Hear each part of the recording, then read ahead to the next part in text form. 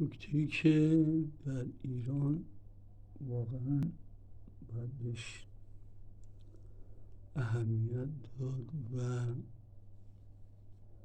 متاسفانه کاملا درست است، اینه که شما یک برندی که میخواین